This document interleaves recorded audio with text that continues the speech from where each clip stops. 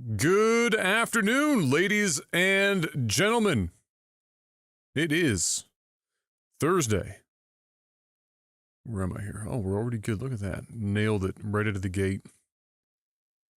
Right out of the gate. Thursday, June the 13th, 2024. It's another Tech Alpha podcast. Glad you could join us today. Got another great show lined up for you, as always. Let me get you there. There you are. There we are. Beautiful. Another Tech Alpha. We had a finally news for games happened this week because, of course, this was the week of Summer Game Fest.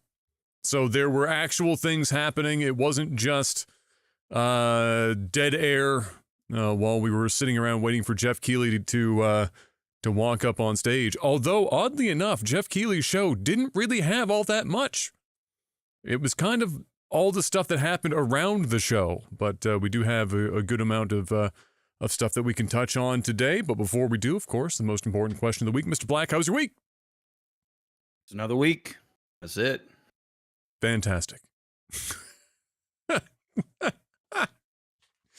Didn't Kai have like his first baseball game or some shit? Like, I don't think this was just another week. There was a milestone in a first baseball game at the very least, and then you had that picture posted, and I swear to fuck, I don't know why, but like, I mean, I've seen a picture of Kai only like 2 weeks ago. Well, like when you were, well, it was more than two weeks. It's probably like closer when you got the car, because, you know, you had him at the car revealed, you know, pulling the blanket off the car and the whole thing. And then I saw, then you posted that picture. And for some reason, it looks like between the time in which he pulled a blanket off of a car and then went to a baseball game, he grew 4.5 feet. That was very crazy for me. But the growth spurt is real, to say the least. How did the first game go, by the way? How did that go? It was good. I mean, they don't really like they play a game, but it's not really a game. You know, it's like it's T-ball. It was originally supposed to be coach pitch, and then they opted to do T-ball. So, you know, basically what they do is all the kids, it's like ages 5 and 6. So it's like very young. And basically all the kids have a turn to go to bat. Once all the kids get a turn, then they switch teams and they do the same thing. So they still run the bases and stuff like that. But I mean, it's pretty painful watching these kids play, but it's cute, you know, like they'll hit the ball and then they'll run after the ball to try and pick it up. It's like, no, you got to go to the base, man. Like, what, you know, they're, you know, then the ball gets hit and like 10 kids will just go all swarm to one ball and they're sitting there trying to grab it. So, you know, it's a learning curve, but it was a good first game. All the kids were pretty well behaved. Everybody had fun. So, you know, it was That's good. great. That's great. Yeah. I remember when mom and dad first enrolled me in baseball. Well, it was softball, really, which is, I'm assuming, what this was too. Like, this wasn't, yeah. This No, it's hardball. It's hardball. Is it hard? So it's hardball tee. But it's a soft hardball. Yeah. So they tried to sign me up for that originally, and then but then when they saw me, they were like, "Nah, your kid's too big. He's got to go up and play with the older kids in actual softball." So I ended up playing with kids 1 or 2 years ahead of me, and skipped t-ball altogether. And then it was coach pitch, like you were talking about there. Like they were debating which one, but this was coach pitch, you know, softball, and actually, it was Dave was my coach for a couple of seasons. Jeff knows who I'm talking about, but yeah, so he was my coach. I still have pictures of us and, like, you know, his kids, like, you know, Courtney was on the team, and eventually, you know, Cam was there and shit, but like I still have pictures hiding around here somewhere of that, and there's I don't know how Dave got into teaching coach pitch softball, but it was just seeing him in the picture. It's just, you know, Dave, like the straight face, looked like he hated every moment of his life being there. But he was great. Like he was good. But I remember when he was pitching, and to us, because usually, like, when it's coach pitch, it's your own coach basically pitching you the ball oftentimes, or they decide who's going to be the one fucking pitching. And like, you know, sends the first ball down range to me, and I had only just decided which side to swing from, right? Like, that's how young you're at that age. You're like, which side are we? Like, we're figuring out what direction feels good. I ended up being a switch hitter because I'm right-handed, but I was swinging left. And on like the first pitch, I shit you not, I fucking I cranked it, but I didn't just crank it. It went directly towards Dave's face, and Dave had to pull like a last second fucking like guard maneuver to like, and just get blasted by the fucking ball. And so from that point on, he'd pitch and then he'd step out of the way. So he'd pitch and then he'd take like a step to the side or something. But that was, yeah, I just vividly remember that. It's like the only thing I remember for the most part about baseball when I was playing when I was young. But it was a good time. Like, softball was fun. I never did play hardball. Did you play hardball, or did you play softball, or both, or what did you do when you were a kid? I played softball my whole baseball. Did you ever get up to whip pitch, or did you stop at slow pitch, or No. Dad played whip pitch, but I didn't touch it. Yeah. That softball. Shit was crazy. I remember when I first found out which whip pitch even existed.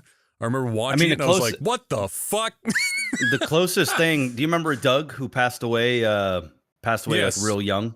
Yes. Well, yeah. he was in my softball league, but he would pitch like it was whip pitch. He was a fast pitcher. I mean, he's like, a big boy to the point where a lot of the parents tried to basically get him to slow down, because it was like he was pushing the limits of what actual slow pitch was, but he wasn't like, you know, winding up and doing the thing. He was just regular pitch. It was so fast, man. Yeah.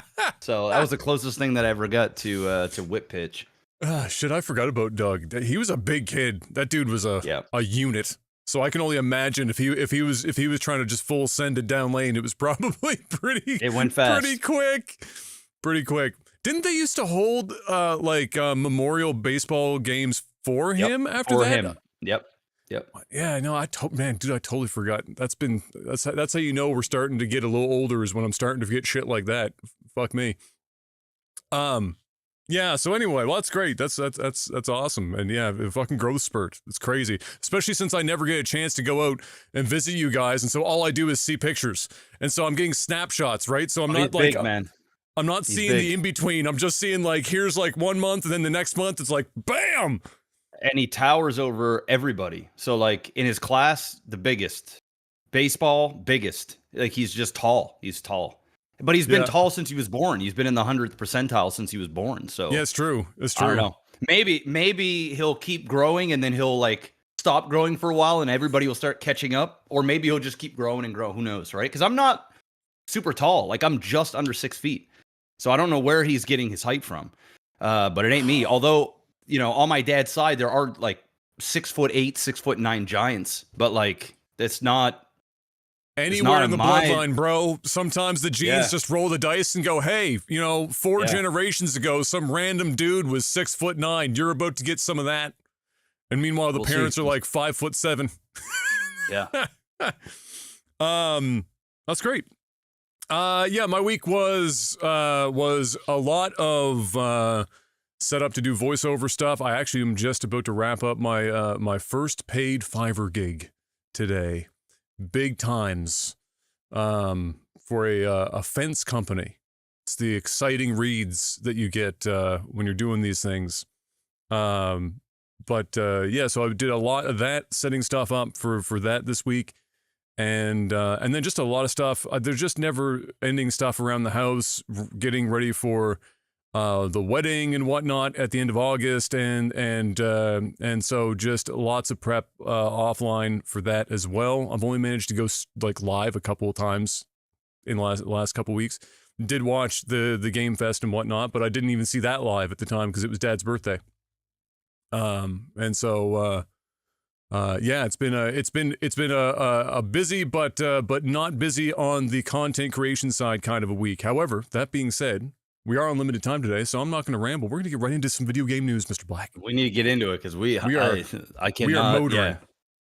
Yeah. We are motoring. So yeah, Summer Game Fest happened this week. The Game Fest itself, so Jeff Keighley's gig, ended up being kind of like a 4 out of 10.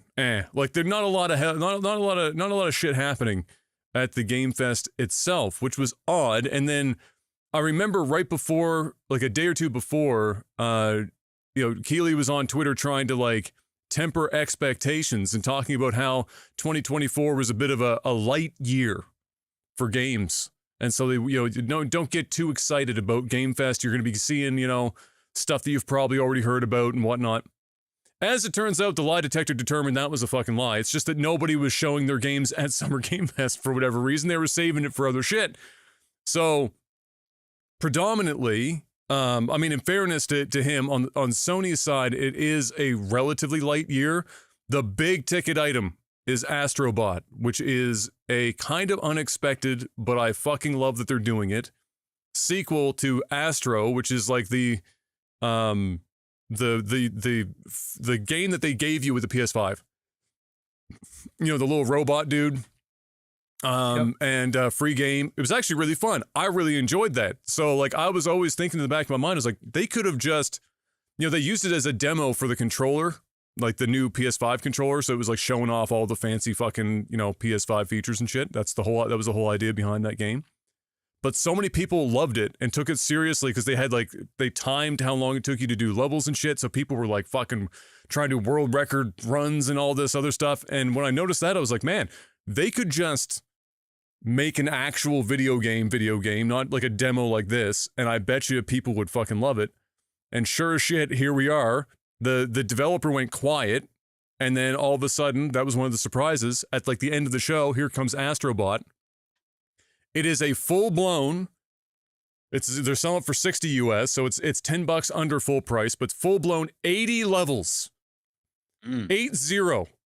With multiple difficulty levels on each of these levels that, unlock and shit as you go. And the trailer, bro, this is coming. Sony's Astrobot's coming for Mario Galaxy's jugular. That's what it looks like. It looks like Mario Galaxy quality platforming. And everyone went batshit. The fucking internet exploded for Astrobot. Everyone was like losing their minds. I've already called it Game of the Year. Astrobot is going from tie-in video game to Game of the Year 2024. It looks fucking incredible. I'm going to play the shit out of that. And but that was kind of like it on the Game Fest side. There wasn't like a lot of curveballs or whatever there.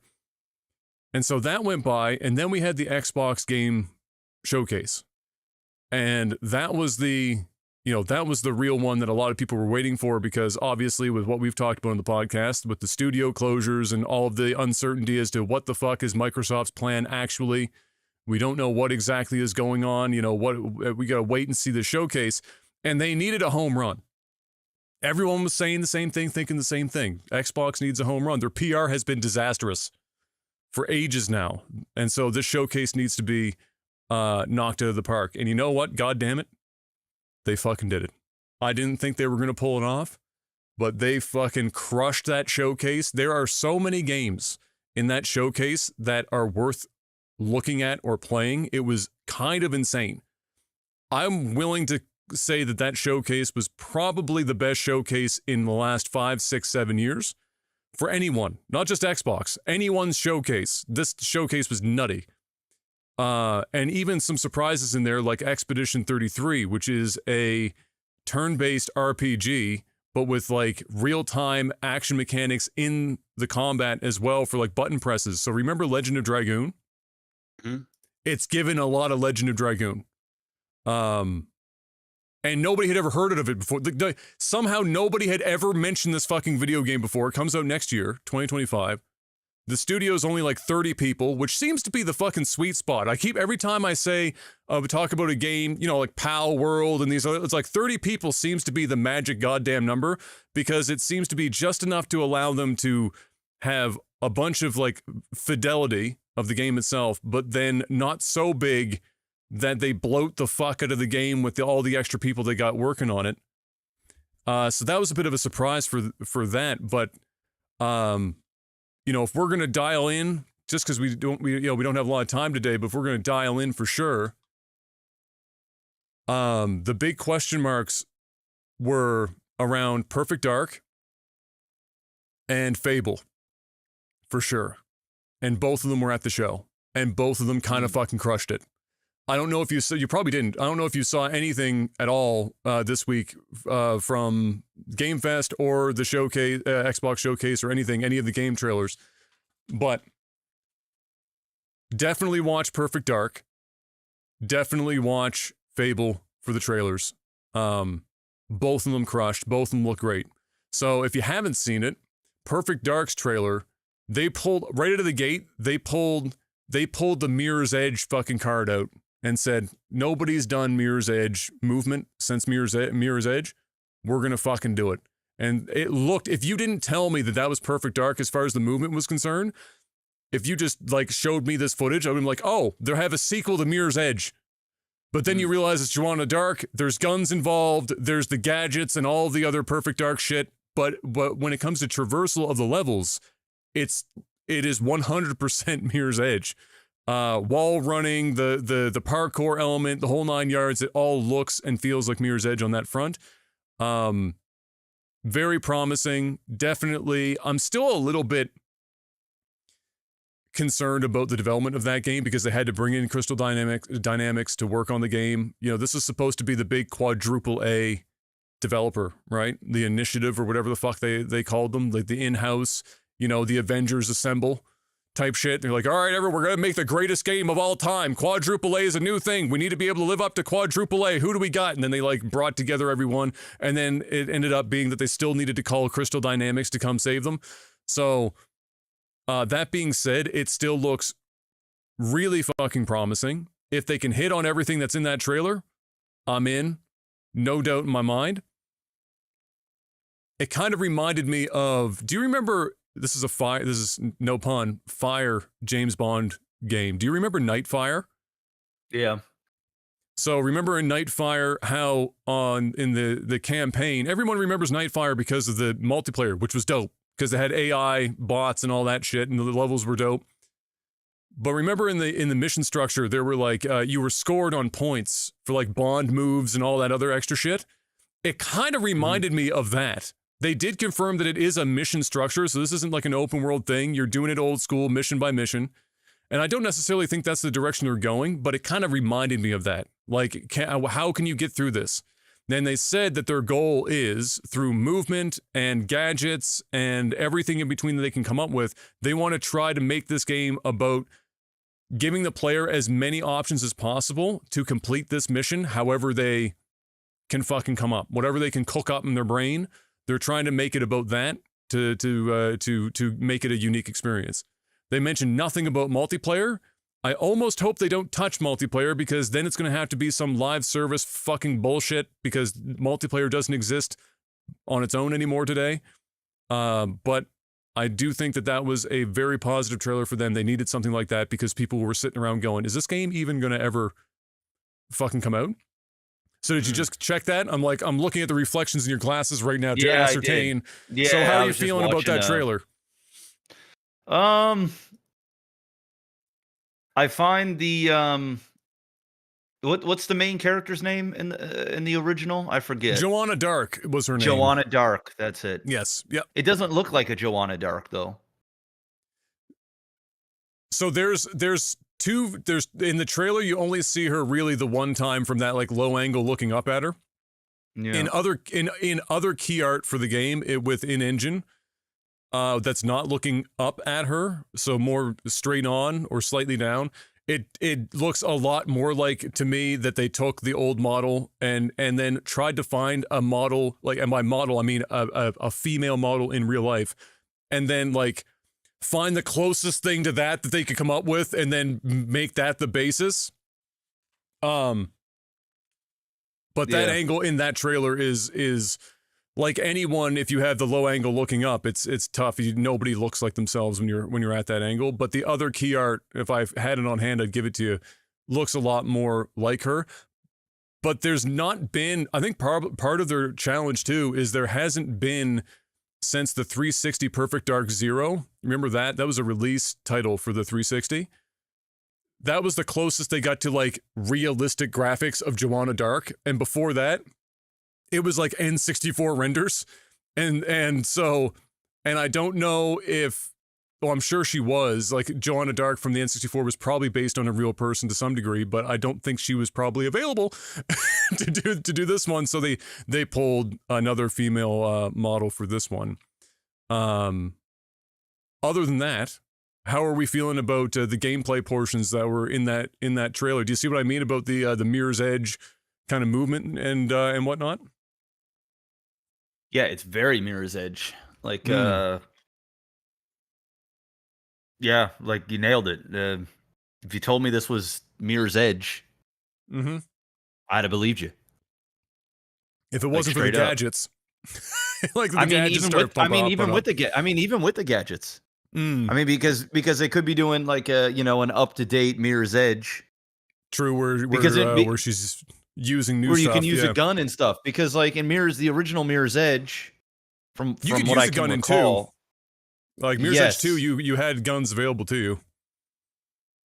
That's right. Yeah, I forgot about that. Yeah.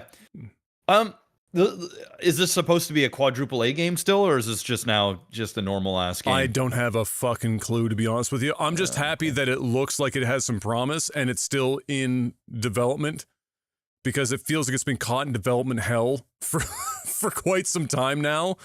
I will say between my like I was saying earlier, I still am anxious about it. I still think there's a lot of ways in which that can go poorly and then come out being really mid. But if they can produce what they have in that trailer, and this game's not going to come out until probably 2026. It doesn't even have a release year yet. So this is still really early. I just can't get over the look, man. She just does not look like Joanna Dark. I'll see if I can find that. Like, not even a little bit. That picture. Like, it's like it looks like the main character looks like she could be. I don't even fucking know. Like, she looks a little like Aloy in the trailer from Horizon Zero Dawn. She has a very kind of similar look. I don't see that. To Aloy. She's given me girl from Game of Thrones vibes. She like, kind of, you know who else in this picture? Like do you have the Twitch chat up? Yeah. Okay, I'm just gonna post this picture in the Twitch chat. It's easier for me to do that than try to like fucking send it on Discord. Yeah, I see it. Yeah. Yeah. So, do you know who she reminds me of there? She reminds me of female Shepard from Mass Effect. A little bit. I can see that. She looks like that. But which person from Game of Thrones? Which chick from Game of Thrones are you talking about? Dude, she's given me the fucking my knee is the fucking big strong girl, the fucking the one that played in Star Wars. She looks like Brienne from Brienne of Tarth. I think she's got that vibe, man. I think she's got that. Like, look at this. Like, I sent you on Discord. Look. Okay. You know that ain't. Let me see. That ain't giving you. I definitely didn't get. I got a lot of things. Brienne of Tarth was definitely not on my short list. That's for sure. But let me see. Yeah, no, I know what I know. Yeah, so this is the angle. Yeah, for like I see what you're saying. Like, just got just wide jaw, big, like you can tell strong. Definitely a female that looks like could actually fight some dudes, which is nice to see. She has a wingsuit on here in this picture too. Keep in mind, I don't think she's a bodybuilder underneath of that. The picture that I put in chat is probably closer because she's just wearing a leather jacket in that one. I don't think she has a 23-inch neck. Yeah, she's just not giving me. She's just not giving me dark vibes. Yeah, but I mean, at the end of the day, who gives a fuck, right? Because it seems like it's in first person anyway. So yeah, you're only going to see her in cutscenes and stuff. Cutscenes, yeah. So it is what it is. But the look of the game, I mean, obviously it looks pretty. I mean, kind of, I think we're beyond that at this point. I think all games are pretty much looking pretty these days. Yeah, the baseline is the baseline is pretty high. Excuse me, is pretty good. Yeah. It looks like a Mirror's Edge ripoff, and you know what? Hey, If you can do Mirror's Edge and you can do it as good or better, then I mean, I'm in. If you can add competent gun, because the gameplay, the gunplay in Mirror's Edge 2 was dog shit. So if you can add competent gunplay and the gadgets and shit from Perfect Dark, and then the Mirror's Edge is just the movement part. Fantastic. Yeah, sure. I think that's I think that's a good shot. I also think I'm with you on that. I hope it's not multiplayer. I hope there's no online capabilities. I hope it's a single player game. Yeah. You just play it on your own, enjoy the story, and more importantly, enjoy the gameplay, because it's one of these games, like at least in Mirror's Edge, it's a game that you can keep replaying because you want to see how you can make it to the end, how fast you can go, or different routes that you can go. So if that's the case here, sure.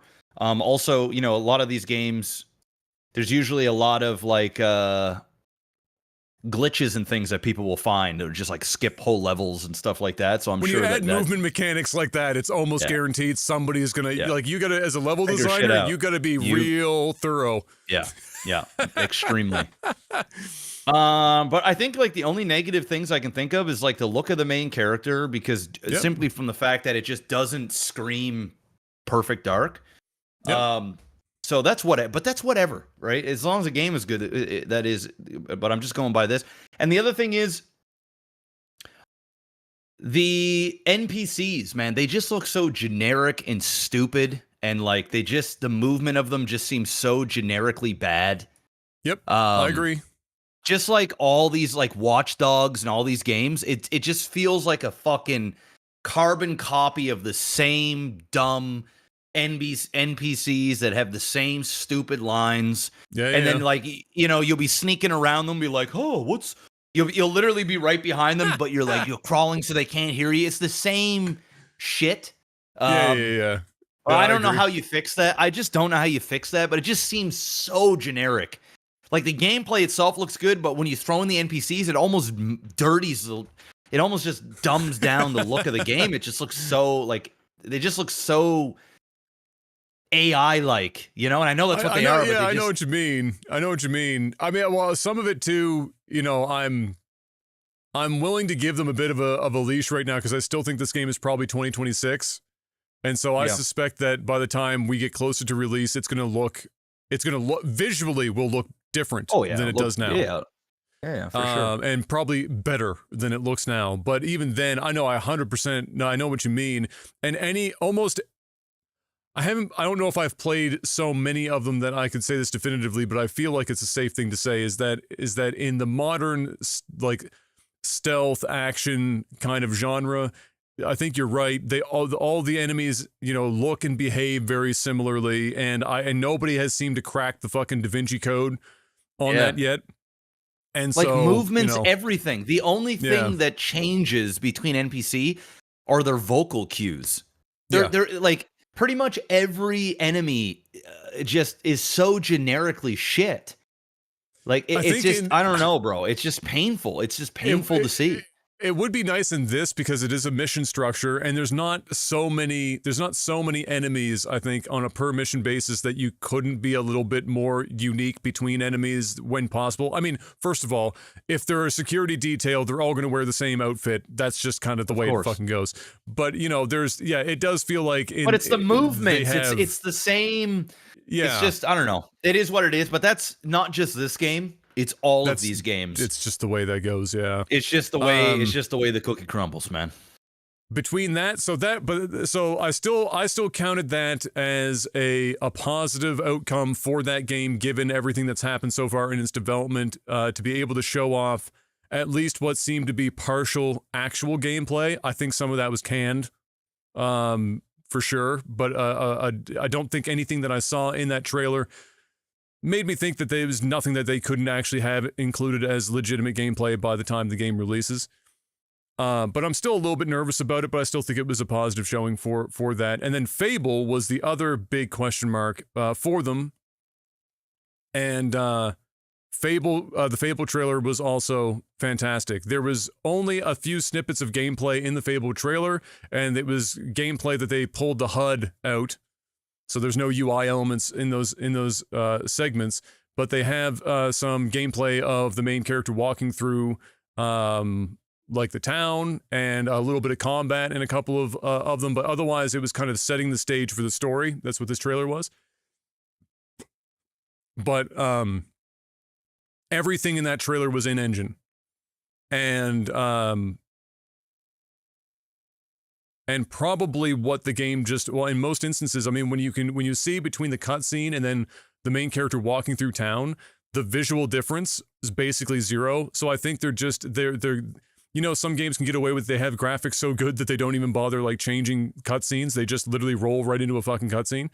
That's kind of where Playground Games is with Fable. Fable looks so fucking good that they could just whatever the fuck. And that's typical because Playground Games, listen, I'm going to be glazing the fuck at a Playground. Playground Games is easily top 3 developers in the world right now for games, no doubt in my mind.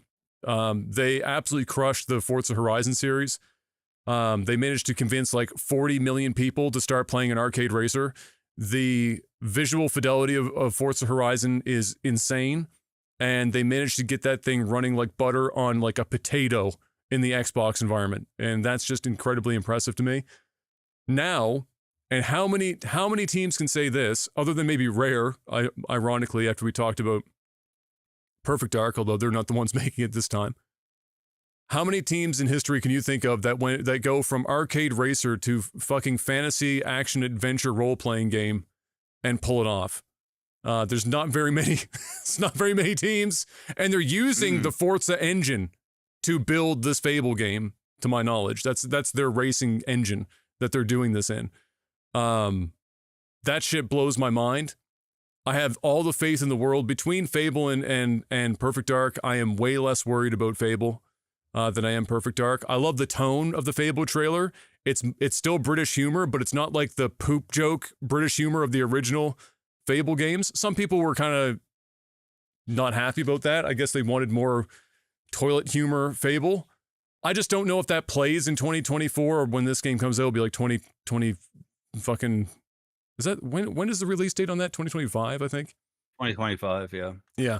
So I don't know how that plays, but I know that what they have tonally in this trailer looked like it was definitely going to appeal to a lot of people. I am more excited about that than most games coming out.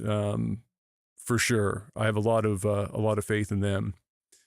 So both of the biggest question marks for Xbox were as close to as good as they could have hoped when it comes to their showings. And then the rest of that whole thing, the whole Xbox showcase was just full of bangers. New Doom game looks ridiculous. Doom guy has a shield. Shield has a chainsaw wrapped around that fucker. Dude's Captain America-ing a fucking chainsaw shield and shit. There's a gun in the new Doom game that its ammo is ground up skulls.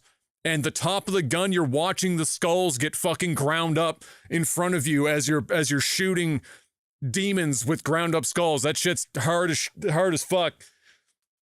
That looked great. Man,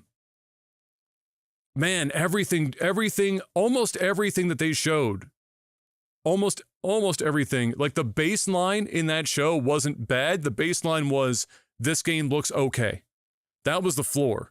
And then a lot of games looked really fucking promising. So, stellar show, without question.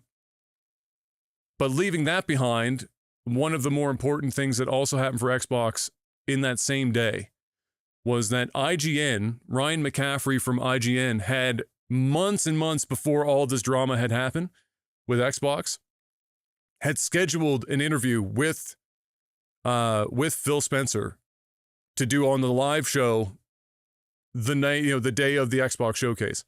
And so here we go into this interview with Phil Spencer. And of course, Ryan asks him about the closures with the studios, puts him on the spot and whatnot, asks a bunch of other questions. And in the interest of, the limited time that we have, his answer about the closure of Tango and whatnot was what you would expect. It was a non-answer of sorts, but also the answer that he gave, like, I don't know what people would have expected. He said, look, I haven't talked publicly about this which Ryan pointed out. He said, you guys haven't really talked about these studio closures. And Phil said, yeah, you're right. We haven't, because our focus has been making sure that everyone that got laid off with these closures have been getting appropriate severance and taken care of, and made sure that nobody's being, left behind in that regard. So we haven't talked at all publicly about this stuff. And then he said, he said, look, I've already said this many times before, but I don't have the luxury of running a business that isn't profitable. Satya Nadella, sitting at the top of Microsoft, is not going to let me run Xbox at a loss. I have to be in a profitable business. That has to be the goal. And he said sometimes, obviously, there are times where really tough decisions have to be made, and somebody has to be the one to make those decisions. I just so happen to be that person.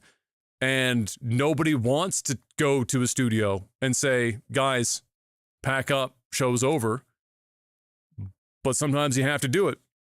And then there was another section of that where he was in regard to another question that Ryan had asked him that's related to this to some degree, where he talked about how Ryan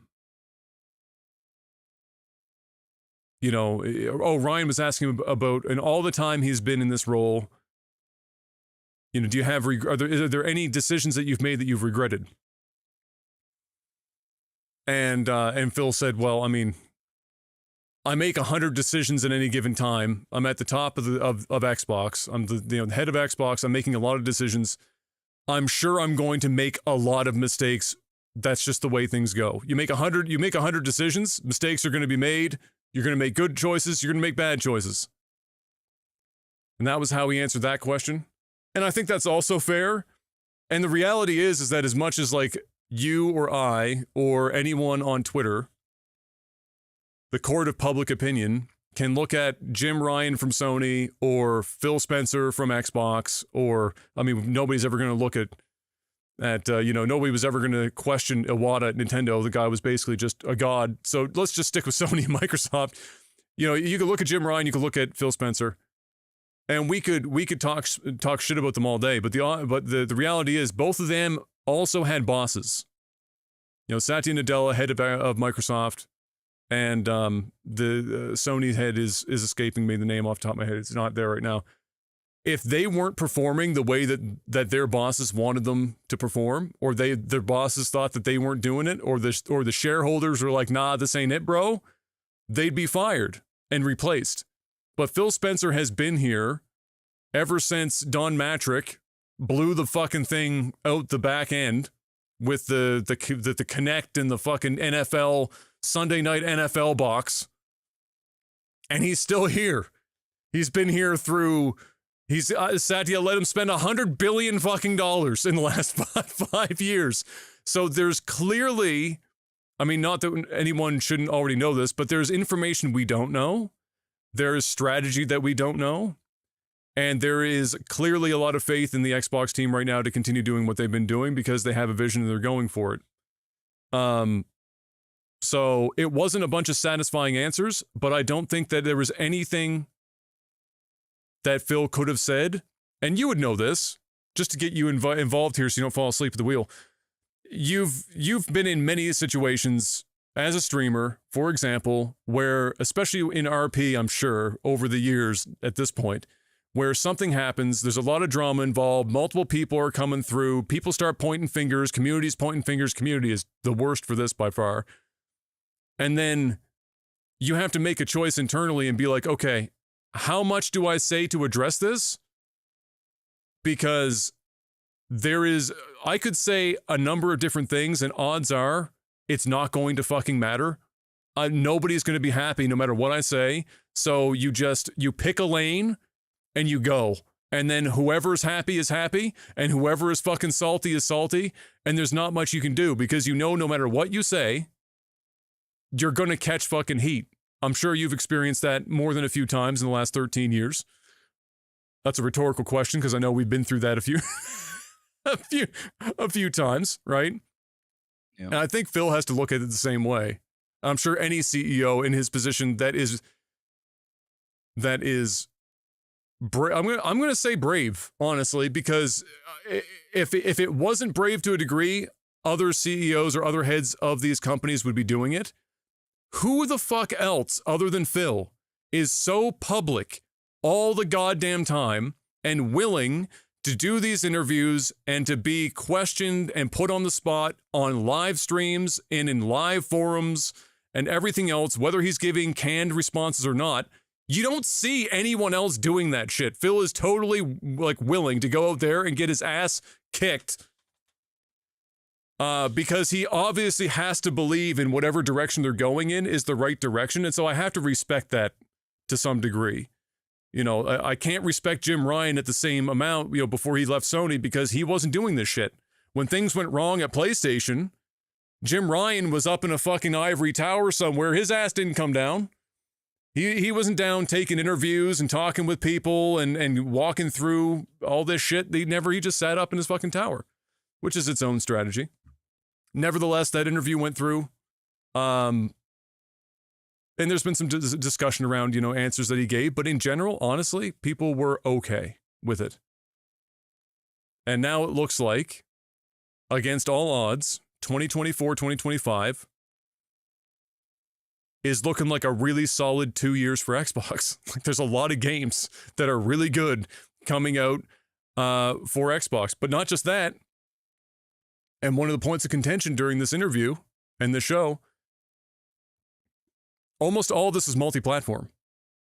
Coming to PlayStation. Doom coming to PlayStation. Almost all of the games they showed are multi-platform. PC, PlayStation, Xbox, whatever the fuck. Because that's Microsoft's strategy. They're not locking a bunch of shit up. So to wrap this segment up, do you think, knowing how committed they seem to be with this, if they are, when do you think Halo goes to PlayStation? I don't think it does. You don't think they're ever going to put Halo on PlayStation? No. I think they're going to let that shit die with Xbox. Is it the only game that you think will never go to PlayStation, or do you think that there's something else that they might also? I mean, to be honest, bro, back? I can't name you more than Xbox games. I literally can't name you 3 big Xbox exclusives. I just can't do it. What about Elder Scrolls? Since they own Bethesda now, do you think 6 is multi-platform? No. You think that one's getting locked up? I think that one's locked. I think that one's locked up. I think it'll be obviously on PC. Yes, of course. Yeah, well, that's a given. No doubt. But to play it on Sony? No. No. I don't. Like I said, the only way that I can ever see that happening is if they decide down the road to close up shop and then just become a licensing thing, a publisher. That's it. So, no. I think right now we're just asking the questions, are they going to go to Game Pass day one? And the answer for that is yes. All of them. Like this whole show was Game Pass day one. Like the whole show, basically. Yeah. So, I think that's it. Including Call of Duty, by the way, since we talked about that in the podcast. Oh, we knew that. Yeah, we knew that. Yeah. But yeah, no. I still, there's just no, I mean, dude, you put Halo on Sony and you just right then and there admitted defeat. It's over. It's like Mario wanting to go to Xbox and Sony. No. I know it's different, but it's the same. I know what you mean. I know what you mean. Yeah, I know what you mean. It's their flagship property. The Last of Us on Xbox or something like that kind of thing. Yeah. Correct. It's just not going to happen. Like I just don't like. I would be super surprised. I think it would be great for gamers. I don't think gamers are going to bitch and complain about it, but like, it's going to hurt the brand. It's going to hurt the. It's just no. You need to have first party titles specifically for a console. If not, you're basically a glorified Blu-ray player. that can play any movie out there. Right? So he's a region free Blu-ray player, basically. Pretty much it. I mean, that's what it would be. If you could, if at that point you're like, okay, these games are available everywhere, so why buy a fucking Xbox? Why buy one? Yeah, because when you do that, you're literally telling people, don't bother buying our console because we don't have exclusives. But Sony has exclusives. So buy Sony's console and you can still play our games, but not miss out on their exclusives. You can't do that. You're out of the race. It's over. And as for Xbox, you don't necessarily have to have a lot of those exclusives, but you need to have those Fallouts, those Elder Scrolls, those Halos. You need to have those because if not, who's buying your console? Seriously. I mean, think about it. If you don't have a console, it's Christmas time, right? Yeah. And it's holiday season, and Timmy wants a new console. And mommy and daddy go, okay, Timmy, which console will you want? Or what game do you want for the console? Now, usually you choose your console based off of the game that you want to play. Now, if you're a Call of Duty player, you know that you can play it on all consoles, and or PC. So at that point, your decision is, where are my friends playing? Okay, the majority of my friends, Johnny, Alan, Bobby, whatever, they're all playing on PlayStation. Looks like, Mom, I want a PlayStation, so I play with my friends. Okay, cool. So if you want to play Halo, which I don't know how many people out there are buying consoles for Halo these days, but I'm sure there are. So you want to play Halo, if you have the option to play Halo on Sony and Xbox, and they also understand that there is no other games that they really want for Xbox because they're all playable on Sony. Why would you buy an Xbox? Outside of the fact that maybe the Xbox is $100 cheaper. That's the only thing, is that a price point for the consoles are so cheap that you're like, okay, well, that's the only thing I can think of. And that is the question, because with anything, so like in this example, the value proposition for the person buying it is the games that are only available on that console. That's like the primary. There are multiple to a console. One of them is the games that are on it. The second one is it's way cheaper than a gaming PC by like fucking orders of magnitude almost. Right. Yes. And then some people just want to be able to play in a living room. They don't give a fuck about sitting at a desk or laying in bed or whatever. Laying in bed. Yep. So there, there's a couple. Those are like kind of the core, the holy trinity of the value proposition. Now you remove one of those, you still have the other two, but you almost want to be able to replace that with something. If you're going to take away the exclusive part, you have to replace it with something. The only thing that it's not that they aren't replacing it with anything. The question, I think, in the long run will be, is the replacement as good as exclusives? And that is Game Pass. So on the console front, PlayStation's not going to have Game Pass. PlayStation will have their own version of it and their own library, but it won't be the same as Game Pass, and Game Pass won't be the same as PlayStation's. And so those services seem like, because Sony is also putting a lot of their games on PC, for example, and broadening it out, because the games are so fucking expensive, they have to sell more copies. They don't really have a choice anymore. And so the value proposition... They do have a choice. They just refuse to go the other way around, right? What spend less money on their money on games and make better games. No, that will never happen. But so that's not going to happen. So it is what it is. They have to go this other direction, which is this model, and so that is it. And right now, the problem for Xbox is their numbers have stagnated for Game Pass because they haven't, at this point, been able to consistently release that, like, I don't want to. It sounds like I'm dissing these games. It's Netflix. They need the B movie, right? They need correct. They need the B movie. They need the Netflix model, where Netflix is putting out so much stuff. Yeah. That like it just keeps it. It's almost like a I find with Netflix, as of late, like, don't get me wrong, if I had to choose between any streaming platform, I'm taking Netflix. Yeah. Anyone, right? And because I also know that some of these other big shows on HBO, like Game of Thrones and Prime Video for Wheel of Time, if you like that, or what's the one I'm watching now? A Fallout. Yeah. You know, I'm just gonna say it, bro. I can pirate that shit, bro. I can watch those shows wherever, Theoretically. whenever. Theoretically, right? Yes. But just so you guys know, I own all of I have all of those subscriptions, so I don't need to pirate any of this stuff. But I'm just saying, from a viewing standpoint, you can do it. Netflix, I can do it, but Netflix comes out with so much shit. They throw everything at the wall, and something eventually sticks. And then on top of that, they have such a large viewer base that they're able to spend large amounts of money to pay very talented people to make not so talented content for their platform. And then everyone's like, oh my God, Ryan Johnson got another movie out. And oh my God, Dwayne The Rock Johnson is here doing another film that, you know, is hot garbage, but it's Dwayne The Rock Johnson and it's free on Netflix.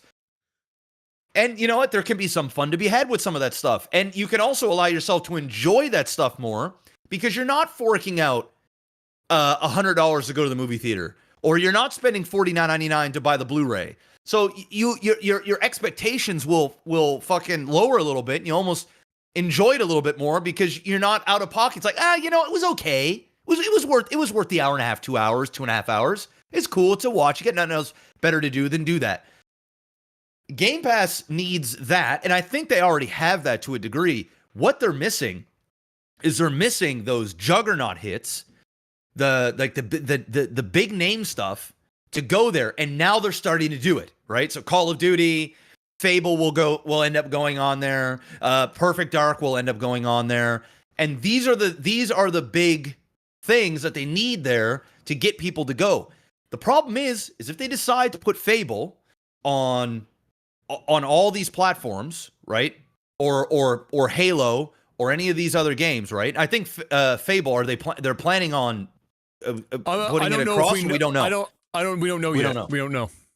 Okay. All we know is it's Game Pass day one. Okay, yeah. So I mean, if it's Game Pass day one, then I highly doubt it's going to other consoles, right? It's just that doesn't make any sense. I could see like 6 months, a year down the road, it could do that. But at the very bare minimal, if they opt to go, okay, well, we'll put out the new Fable game day one on Game Pass, but you can also go buy it full price for Sony. They're literally shooting themselves in the foot. They basically need to create a funnel that's going to force people to make a decision. Do I want to buy this game for $79.99 or $89.99, whatever these game prices are?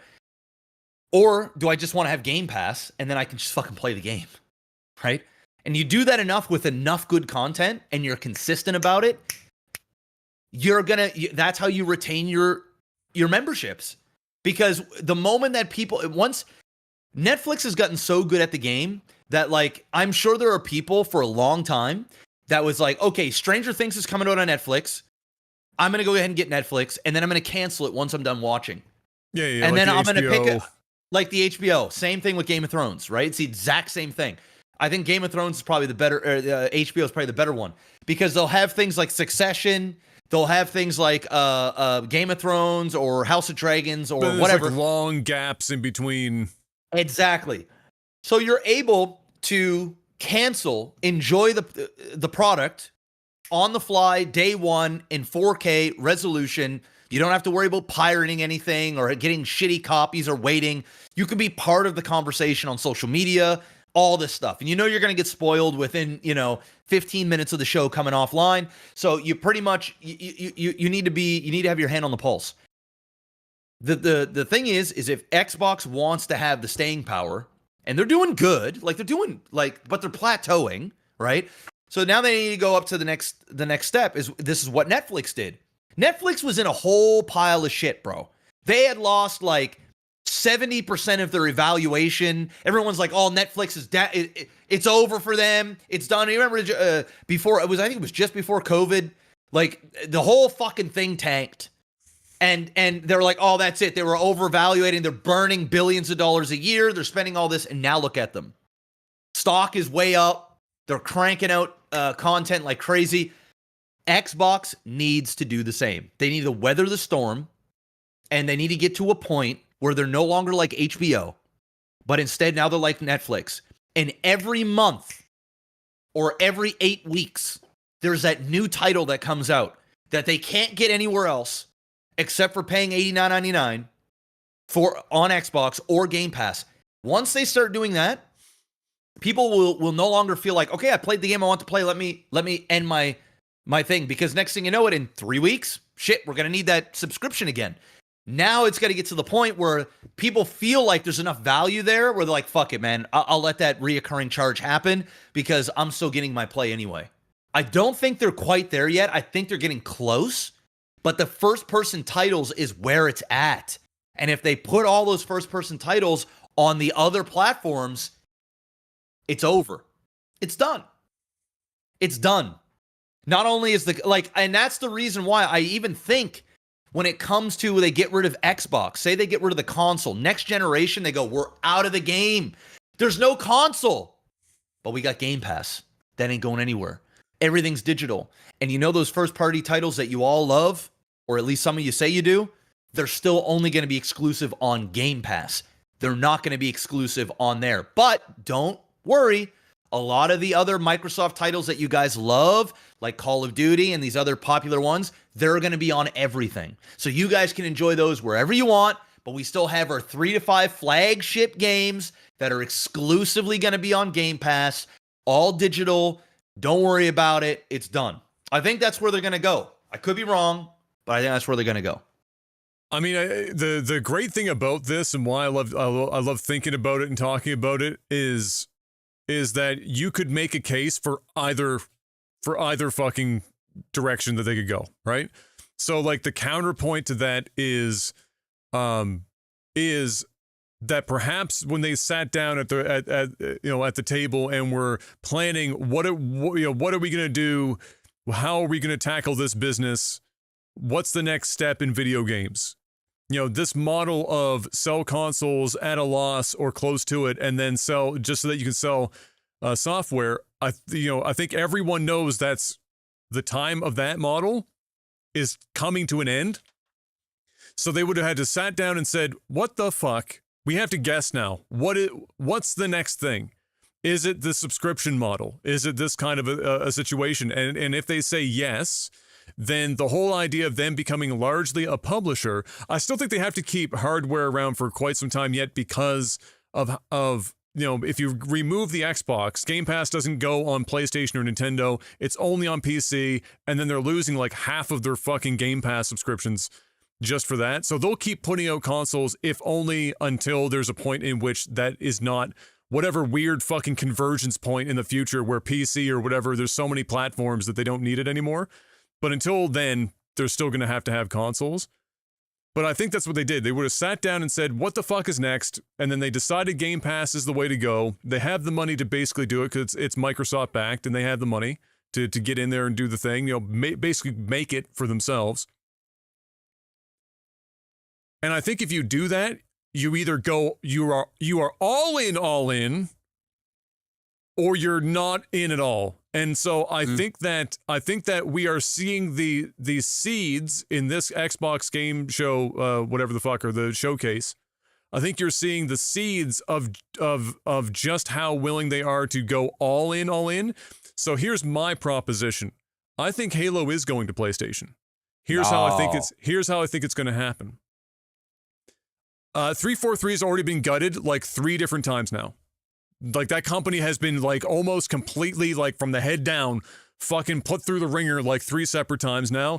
I don't think Microsoft has any more faith in 343 than we have faith in 343 sitting here doing this podcast. The next Halo has to happen. Halo Infinite is not the 10-year-long Destiny replacement that they hoped that was going to be. That was the plan, the 10-year window. That ain't it. Not going to happen. So we need more Halo. What do? Well, the Slipstream engine that they built Infinite in was a complete fucking failure. They contracted out the whole thing. We talked about this before. It was a bomb. It fucked the whole development. It was a nightmare. What do? Unreal Engine 5. It's on the table. It's there. It produces phenomenal looking games. It's basically designed for first person fucking shooters. It's got multiplayer and shit already there. You can get your modified version. You're Microsoft. You go to them. You say, we need a modified version for Halo. They say, great. Here it is. Unreal Engine 5.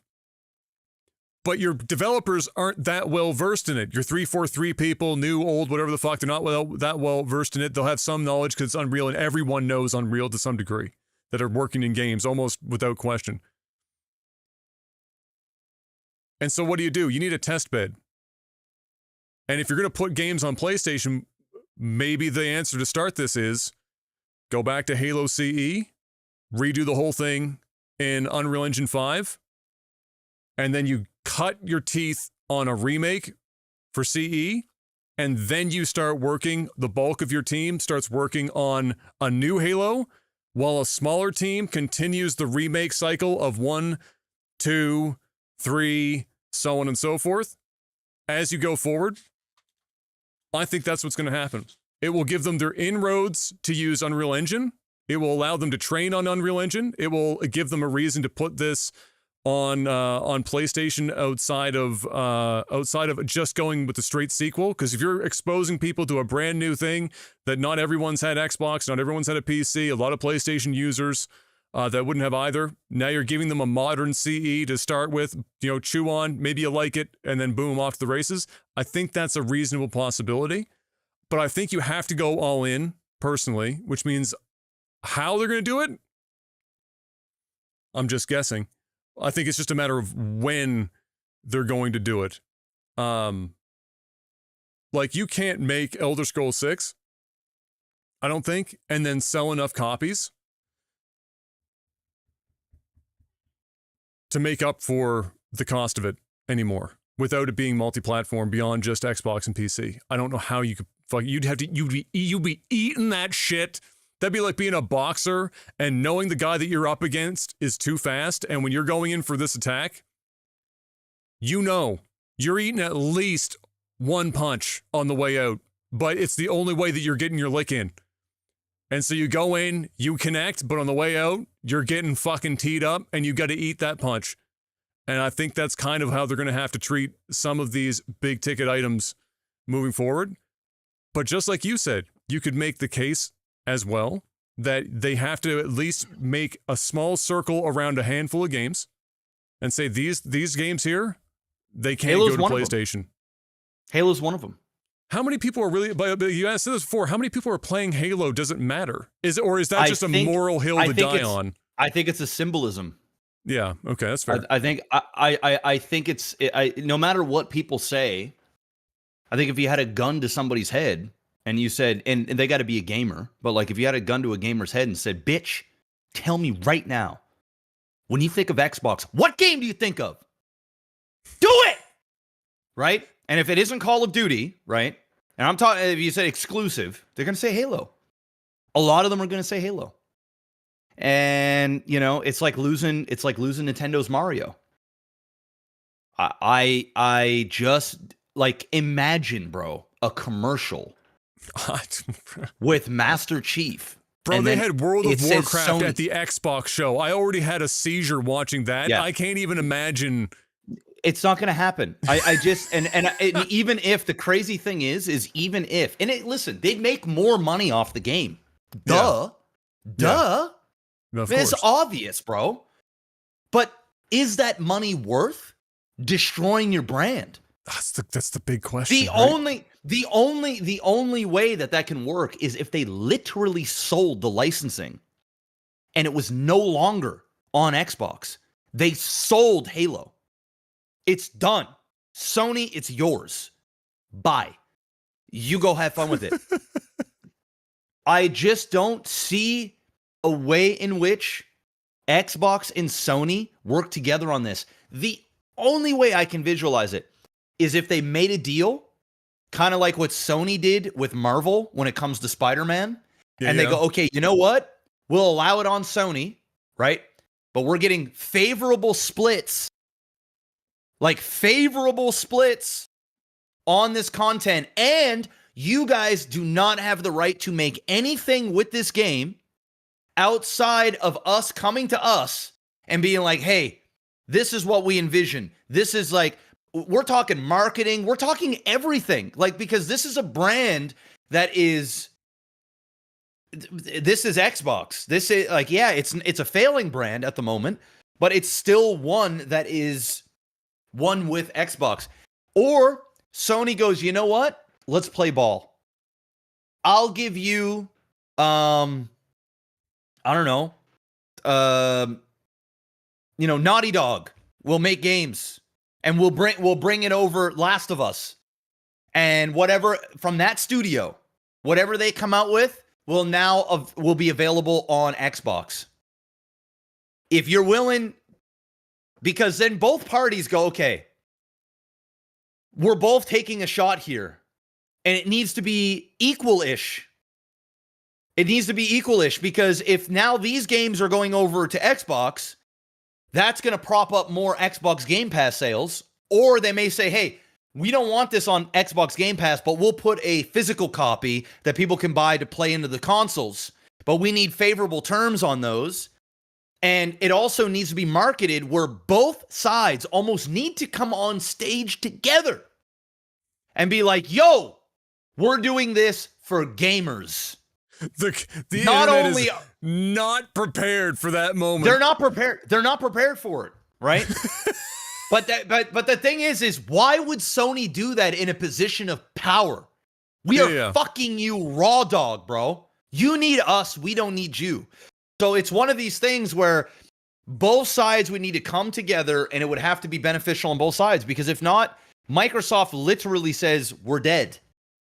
And now you can just buy our first-party titles over there. Hey, we're still here, guys. We're hoping you'll buy our consoles just because your brand loyalty. But people are going to go, bro, it's tough times out there, man. A gallon of fucking milk is costing me $40 in a hand job.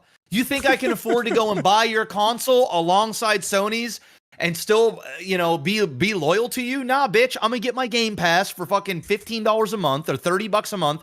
Or do the thing where I'm getting it for $1 a month, and I'll bank all that shit up, and I'll go buy my Sony console. That's what's going to happen. They need to watch themselves, man. They can do this shit with all their third-party titles and all that stuff, but their mainstays, I don't know, bro. This whole remaking of all the old Halos in Unreal 5 engine, and that, nah, bro. Nobody wants any more remakes of Halo. Nobody. We've been there. We've done it 15,000 times over. Kill the brand if that's what you're doing. Kill it. Kill it dead. You can't even play the game like, oh, people on Sony never got to experience Halo. Bullshit, man. Gamers are gamers are gamers. The real ones, Sony players, they have played Halo if they want to play Halo. Whether it's at their friends' houses, whether it's old consoles, whether it's whatever. That's just, they have. There's going to be a subset of new gamers out there that have not experienced Halo, but we're talking the same people that own Microsoft to begin with. There's tons of people that own Microsoft consoles, have Game Pass, never played Halo in their life, couldn't give zero fucks about it. Because the games are meant for us millennials. The Gen Zers are like, what the fuck is Halo?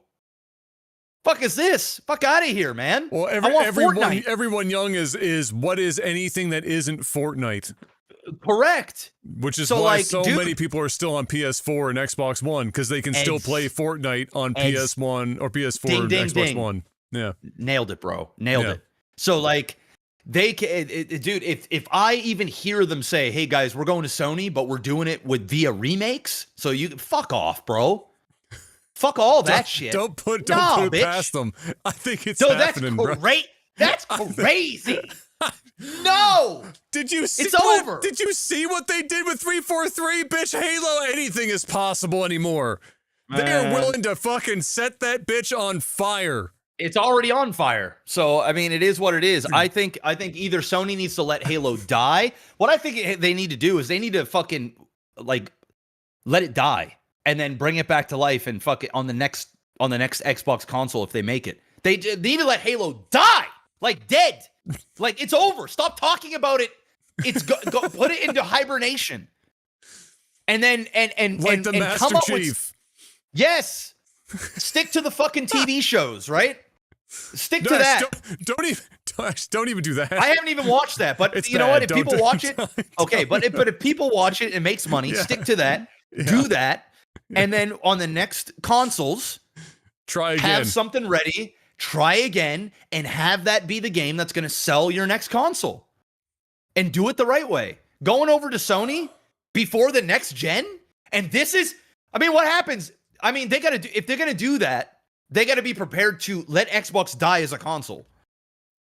That's it. It's over. I think they're already pretty much ready for Xbox as a console to be. I don't know, man. Dead. Judge by some of this news we're seeing here, these games, they seem to be still trucking along, right? So, I mean, who knows? Do you think if you're right and they do bring Halo over to Sony, then I absolutely believe that there will not be another Xbox console in the next gen. It's over. It's over. Oh no, it will be publishing. That's it. I think it's going to be there because they have to, for Game Pass, it has to be there. Game Pass is everything. You have to reframe every thought as to how it impacts Game Pass and Game Pass alone, and then how they help subsidize its any and all games' existence on Game Pass. That's how I come to that conclusion. You touched on this before, where it's like they'll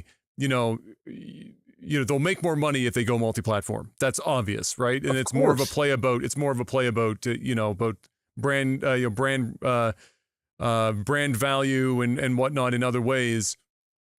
I don't think they care about anything that isn't Game Pass, because I do think that they believe and are going all in on Game Pass is the future, not just by itself, but that model is the next phase of video games, and then the subsequent thing to Game Pass is cloud gaming, xCloud. Yeah, I think they're right. Yeah, like it's the Netflix for video games. They're absolutely right.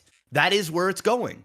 But like they're not gonna go, like the thing is if they start putting all of those games on Sony and Sony decides to do the same thing, which is an inevitability, they are going to come out with their own fucking Game Pass. Oh, they have it now. It's just not as but it's kind of lackluster. It's when they go all in the fucking paint and they're saying that's it, all these games for day one, it's all there for $30. Xbox is in trouble. Game Pass is in trouble. And it's getting to the point. Well, the last thing is, go for it. If Halo is on Sony's Game Pass, then it's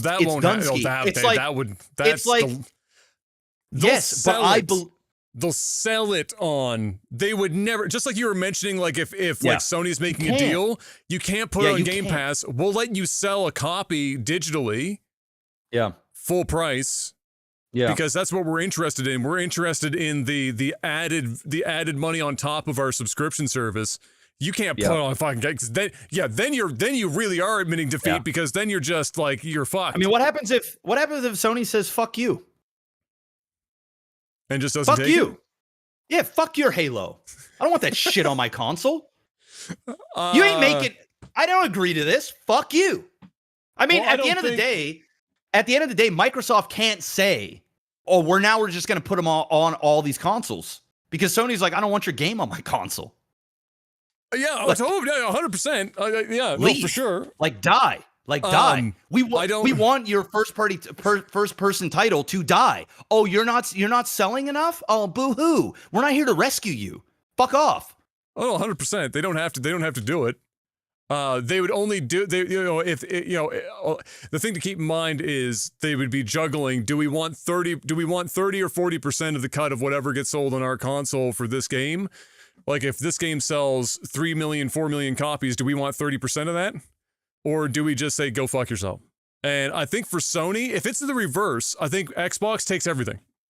But if it's Sony, because Sony doesn't have the money to propel themselves into this service like Xbox does, which is why they're behind. It's not because they don't want to. They don't have the money. Like Xbox and Microsoft have bought so many, like it's been slow going because games take so long to develop, but Microsoft and Xbox have bought so many fucking developers and publishers up now that it's an inevitability that Game Pass will get to the point that you're talking about, that critical mass where it's self-perpetuating at that point to some degree. There's always room for error and this stuff can fuck up, but it's that. Sony's not sitting, the PlayStation's not sitting underneath the wings of a $3 trillion company.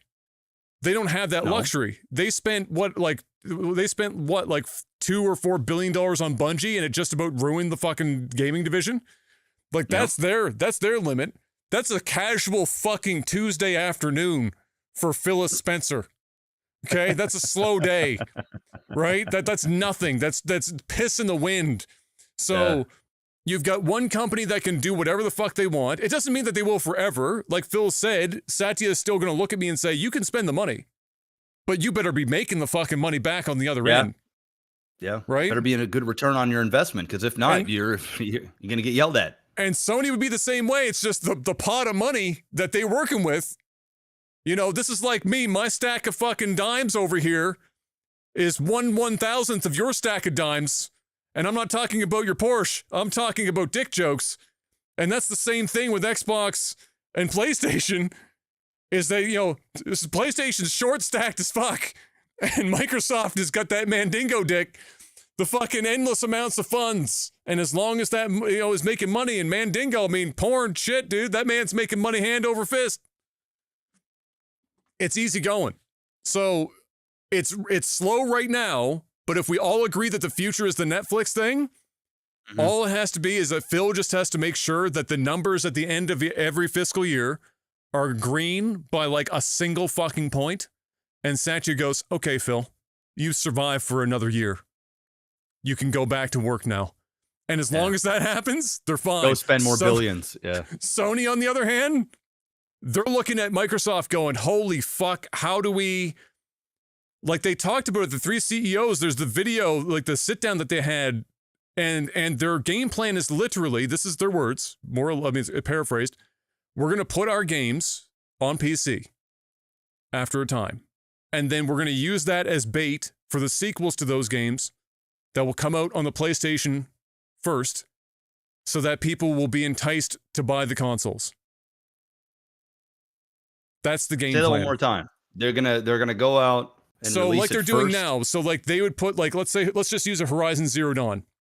Yes. Horizon Zero Dawn goes to PC, right? The Forbidden West is already on the PC, but let's pretend it's not for a second for the sake of this. So Horizon Zero Dawn goes onto PC. Forbidden West is just dropping, but it's dropping on the PS5. So you've got Horizon Zero Dawn on the PC. Forbidden West is on the PS5. The people that play it and like it on the PC, they're seeing the sequels on the PS5 right now. It's going to be another year or more before, it's typically a year at longest, but a year before it hits PC. I don't want to wait a year to play more Horizon. I liked it so much. I'm going to go buy a PlayStation and play me some Horizon Forbidden West. Like that's their game plan, which is like the de facto one. Do I think that that's going to work? No, it's not. No. That's not going to work. Do you know how petty PC players are? They will wait forever. Yes. Bro, the Epic the Game master Store, race, which is free and available in 14 milliseconds. PC gamers are still waiting for games to leave EGS to go to Steam. And they can spend $0 and play the game right now. Yes. That's the level of petty.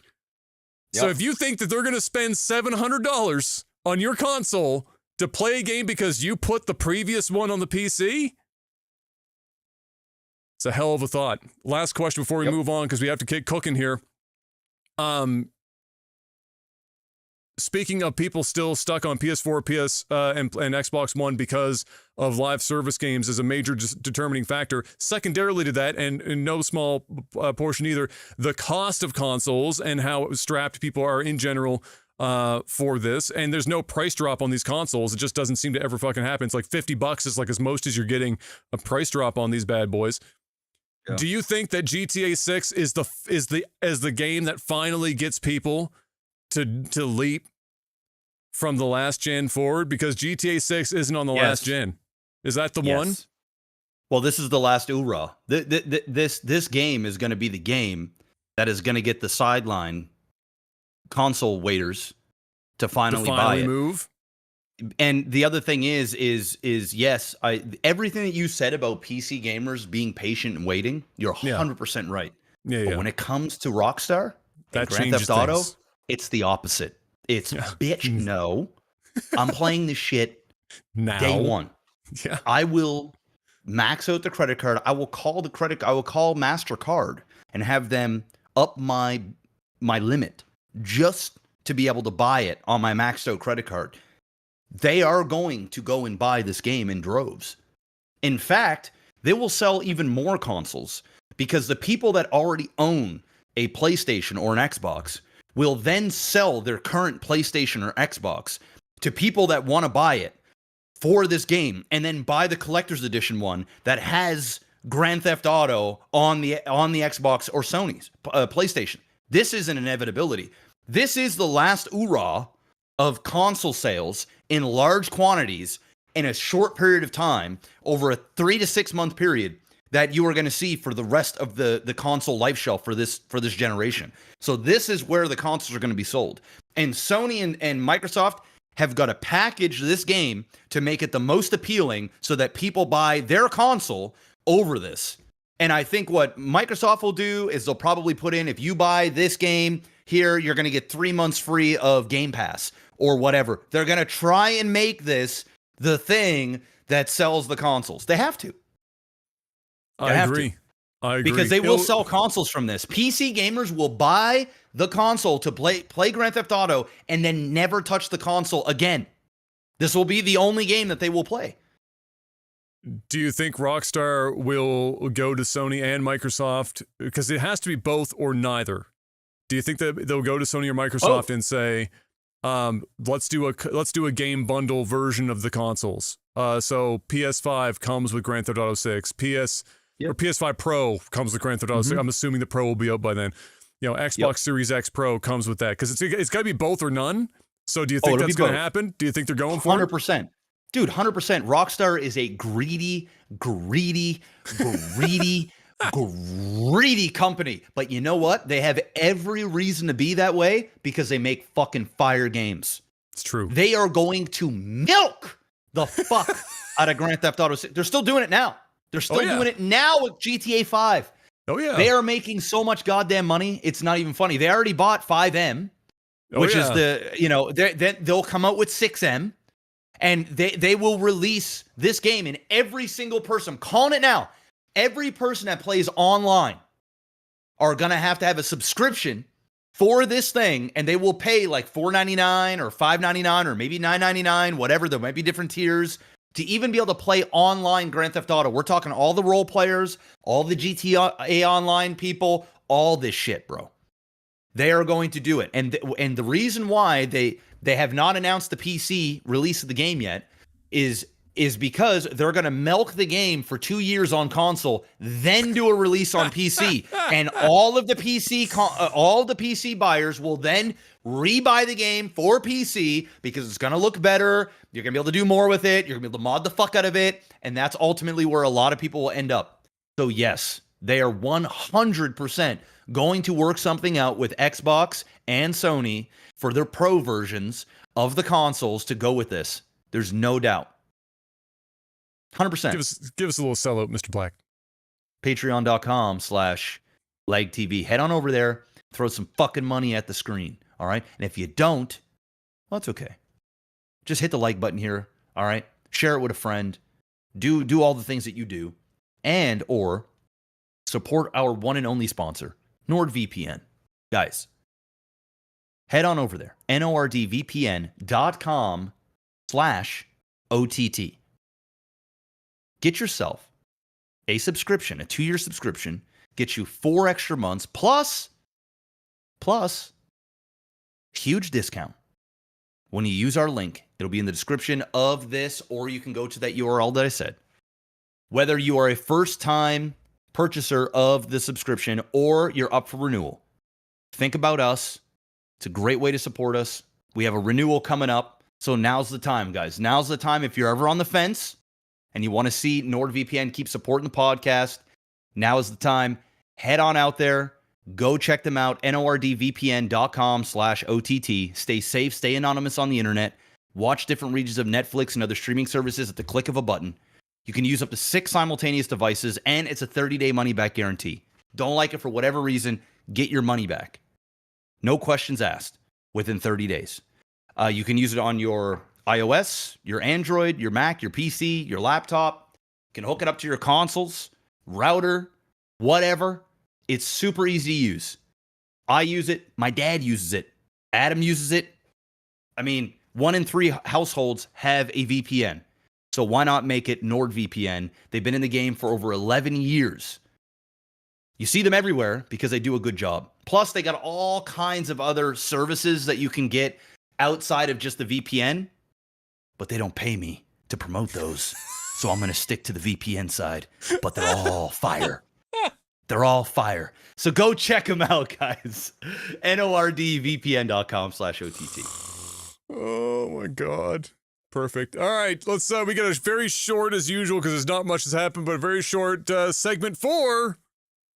Text. Oh no, movies and TV. I'm trying to think. Em and I have watched a couple of things, but nothing has. Nothing Are you watching of Perfect note. Match? Oh, you know what? That popped up. We haven't. Em said this is what Em said when we were watching the trailer. At first, this is how this went. So at first, she's watching it, and she's like, "Oh, another one of these shows." Which I was like watching it, going, "Is she really gonna like want to watch this? Right? Like, that would be rare." And she's like, "Oh, another one of these shows." You know, like we're watching the fucking trailer or whatever, and then like halfway into the trailer, Nick Lachey's face appears on screen, and she said, Obviously. "Oh, it's another Nick Lachey." And so, done, dead. That was it. Dude, that was where how that much- ended. Right there. How much money is Nick Lachey making off Netflix right now? Oh my God, dude, so much money. And he's So like, much he's money. like double dipping because he got his wife in half the shows Oh. too. So like, I mean, how much money? It's like Adam Sandler at Netflix. Like Adam Sandler is getting paid hundreds of millions of dollars from Netflix. Like that guy is going to be worth almost $1 billion. Like the he's amount of swimming. money. And he's just Nick having fun. Lachey, bro, Nick Lachey, he better have some good management because that motherfucker is literally created his own genre on Yes. Netflix, and Yes. you know he's crushing Him and it. his So smoking hot wife. yeah, so you know obviously Nick Lachey, 'Cause it's get Nick after Lachey. it, Nick. So I've been watching that. The last episodes come out tomorrow. We're just waiting on the last episode. How's it, so I've been how watching that. has it been? How has it been? It's more of the same. It's more of the same. Okay. It's just more drama. That's It's more- kind of more my the same. problem. Is that like, is it normally I'd be into it? Like, you know, just to watch like garbage television once in a while. I like to do that. You know, as Em always says, she said, I 12 hours a day, I'm working with crazy people. The last thing that I want to do is turn on the TV and watch crazy people. Fair enough. That's Fair like that's her baseline. She does I like feel some like- of the stuff, but like there's a limit for her. And in fairness to her, even for me, watching the trailer, I was like, this just looks, I'm watching the same fucking show. Like they have different Yeah. names, but they're really Well, like, They're not different because that's the thing is with this show, it's basically a culmination of all. So in order to really enjoy the show, you have to be a degenerate like me. And you have to watch all of the garbage shows, right? Ah. So we're talking The Ultimatum, Right. Love is Blind, because what's they the other pull one? all the like the failures from yes. those shows for this sibling- this the- season, yeah. right? The Data in Related show, the Mole, all of that. So they take all of those shows and they get the most popular people from those and they put them all in the same house. And you know, you have your favorites from other seasons and stuff like that. So if you're not really into that, then you can skip this one because like this is really about, you know, the characters Yeah. than it is really about the show. Still, the only one, the only show that you can't, two of them, my humble opinion. I think there's 2 dating shows that, maybe 3, but 2 for sure that you can't skip. You cannot Okay. skip Temptation Island. You can't skip that one. That's the best. That's the best one. And that one is a dumpster fire worth watching. Yeah. Netflix just got the rights to it, and the next season is going to Netflix. Oh, boy. Temptation Okay. Island. So it's Okay. going to be on another level. Oh boy. Okay. Okay. So All right. Temptation Island you Yeah. can't miss that one, and Love is Blind. Love is Blind good. is a good train wreck, man. That shit is Yeah. always good. Now the third one that I'll put up there, as in like if you're really into these shows, is um the one that has the cone. Fuck, what's that called? Oh, The one where if you break rules, it's then you similar lose to money. Temptation Island, really. It's Yes. Too hot to handle. Too hot to handle. Too hot to handle. So that's like the third one that's like dangling, where it's like, if you got nothing else to watch and you enjoy these type of shows, that one's just good. That one's a good one to watch. Because it's just a bunch of horny young people trying not to fucking bust their nuts to lose money for everybody. And then it eventually gets to the point where you've got one or two guys or gals that are just horny fuck. They just want to fuck, and they start screwing it up for everybody. And then it turns into a shit show. So I like that. But all the other ones like F-Boy Island, F-Girl Island, all these other weird things, those are like throwaway shows that if you're bored, you got nothing better to do, watch them. So I put the perfect match into that category. So you don't have to go see that one. So we've been watching that. We watched another episode of Fallout last night. We have 2 more episodes of Fallout. So we just finished episode 6. I think there's 8 in total. Yes, I think so. I think we have 2 more left. So yeah, I mean, I'm still enjoying that show. It's not like a show that I can't wait to watch at the end of a night. It's like, do I feel like watching this? Okay, fine. So I turned that on, and it's fun. It's fun. But it's. I'm not on the edge of my seat for that show. It's just like I kind of. It's whatever. But I think it's acted well, and I think it's a good show. If I had to rate it right now, it would get like a solid 7.5 out of 10. Like, it's just a solid. I won't be upset. I never finished an episode and felt like I had wasted time. You needed to watch, or that I needed to fucking queue up the next one. Like, I watched an episode, I'm like, I'm good for the night. I'm good for the night. You know what I mean? It's not one of these binge shows where I'm like, I have to see what's going on next. It's just, the episodes don't really end on much of a cliffhanger. It's just, it is what it is. Did you see that they're bringing back Lost to Netflix in July or some shit? I saw that. Are you going down that rabbit hole again? No, I don't. There's too many episodes. And I've seen the show in its entirety twice. And I feel like if I hadn't watched it, because when Kayla and I first started dating, we were probably about 2 years in. That's when I think we watched the whole thing, or the majority of it. And we might have stopped on like the last season.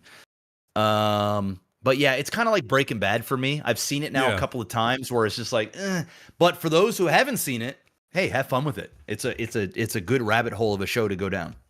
It's true. I am kind of interested to see what the numbers are like for that. Like how many new people they reach with it. Yeah, I think so. It'll be big. I think so. That's just like Suits. Suits is one of the biggest shows on TV. Yeah, true. And it's been out for fucking forever. That show is killing it. Killing it.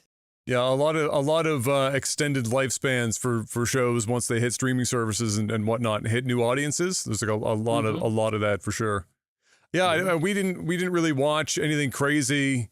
Put on the odd movie or whatever. Em has a big thing for watching a lot of foreign movies, so we end up watching a lot of that stuff. There was one Godzilla -1. Did you see that? We did watch that. Yes, we did watch that. Yeah. Yes, we did. That's actually true. I forgot to mention that. Yeah, so we did. We watched it. That was great. It was really, really well done. That's a fucking good movie. That's the best Godzilla movie that's been made in our lifetime. Oh, for sure. I can't think of a better one. Yeah. And it's a good character movie. It's like Godzilla's there, but it's really about this guy and it's closer to the actual spirit of Godzilla, which was like, as far as, and anyone from Japan can totally fucking destroy my thought process on this, because I'm not like some sort of cinephile like or studier of Japanese culture, but the way that the original Godzilla always read to me, and I think this one really went back to that was like Japan processing World War II and the nuclear bomb drops and everything else. If you think about what Godzilla is, that seemed as like an actual fucking, like a creature. It literally has a nuclear fucking beam. And it comes in and it destroys Japan. And if you're watching Godzilla -1, a couple of the characters have these very introspective, I think the main character even says at one point, that Godzilla was like here, like this was like no, he didn't use the word karma, but it was like retribution for like I fucked up, and this is what he says something along those. I can't remember the line, So it definitely, I felt like, was truer to original Godzilla than any other. Like, eventually Godzilla just became a blockbuster summer fucking meme. But this was much more like original. So I really like that. And honestly, people, for how much money they spent on this movie, if you told me that they had the same like CGI budget as every other Godzilla, it was like $30 million or something they made this movie on. It was crazy. It's like, all right, that how looks did they fine. do Like, it? if whatever they did for that, stop spending $200 million more to get whatever that is as much as you need to spend. You've cracked the code. You've cracked the code. Yeah. And it was a foreign movie. Like, you watch it with subtitles, with very little English in there. And it still works. And I was fucking captivated. I was zoned in. It just worked. Nailed it. They nailed it. Yeah. So yeah, that's true. That was that. Let's get a couple of questions in real quick, because we have short times and all that shit, and it'd be good to have at least one game of StarCraft casted before you head out. Patreon.com. Well, you give the fucking jingle while I pull this up here, Mr. Black. It's time for tech support. Tech support. Remix. Patreon.com/LikeTV if you want to financially support the podcast each and every week. If you're $5 or more over on Patreon, you get a couple of perks. Chiefly, you're able to ask us questions on a post I put up over the podcast called Tech Support. You ask us questions, we give you answers. Oh, let's see. Can I just say one thing about Godzilla -1? Sure. Spoilers. So anyone that doesn't like, there's minor spoilers here. Well, actually major spoilers, depending on how you look at it. But I'm going to assume anyone that wants to see -1 has probably seen it at this point. Nevertheless, spoilers. Skip ahead 15 seconds. There ain't no way she survived, bro. I'm sorry. There just ain't no goddamn way. I know. There just ain't no goddamn way. Did you see what she got carried away by? Oh, I saw it. I was like, oh, she did. She came out of that looking like she only had an encounter with Chris Brown and not the side of a building. Well, the crazy thing is, bro, it became so predictable at the very end. Like, I'm like, that guy, the guy that dislikes the dude, he 100% put an an ejection. Yeah, you can tell. They were setting it up. They even talked about it. Foreshadowed it ahead of time. Yes. And I'm like, which guaranteed. Is fine. I mean, which is fine. Yeah, it's whatever. Yeah. But it's true. It is true. But she didn't survive. That's some horse shit. That's fucked up. Although I guess towards the end they kind of hint as to why she got out of that. So that's fair. That's fair. Sure. Let's see.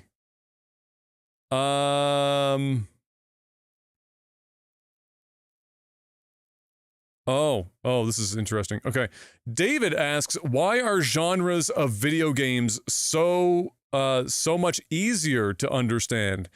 Any tips for someone who struggles to understand all of the micro distinctions between music genres?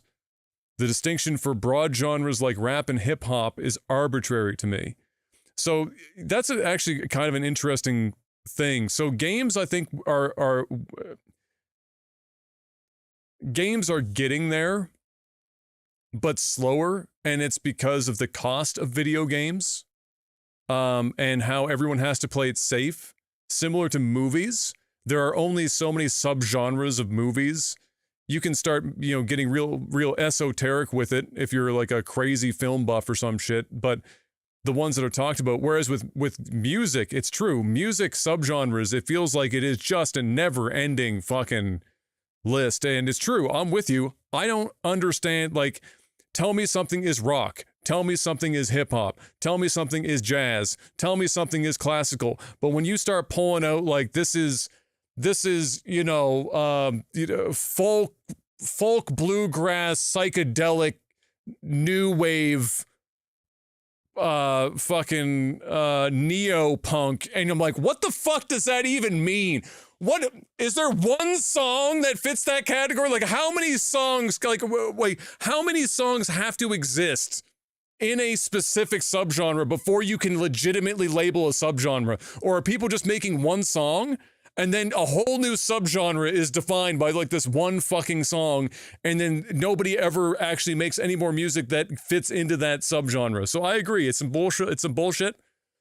I don't know if you have any thoughts. I just thought that was an interesting question because it is a fucking weird thing how crazy music is with how many subgenres. And where games we haven't got there yet. I think, and like I said, probably because it costs too much money to be making micro subgenres. Yeah, games. I mean, I don't really have much to add to what you said. I mean, I think you hit the nail. It's just, it's much easier to do that with music because music is so, it's quick, it's throwaway. I know. I mean, like, some music doesn't take it. Some music does take a long time, and it's not necessarily throwaway. But you know what I'm saying? Like, you build out an entire game that takes years to make. Yeah. A song could literally take some people an hour, or it could take some people 6 months. I don't really know, and then also I find with music there's a lot more creativity that you're allowed to have. Because with games is, if your game is being made, chances are, you're going to have a fairly large budget for it, and you're going after a certain demographic. With music, you can almost create your own. It's almost like people try to create their own new sound, and create something that is influenced by specific types of genres, but you're seeing this a lot now with country music. There's like a lot of black hip hop type stuff that's coming into country music, and they're kind of morphing in certain things. It's just easier. It's just easier to do. So there is genres for video games, but I think they're very, and I think we touched on that like maybe a week ago or a couple weeks ago. We talked about video game genres and how to define them. Yeah.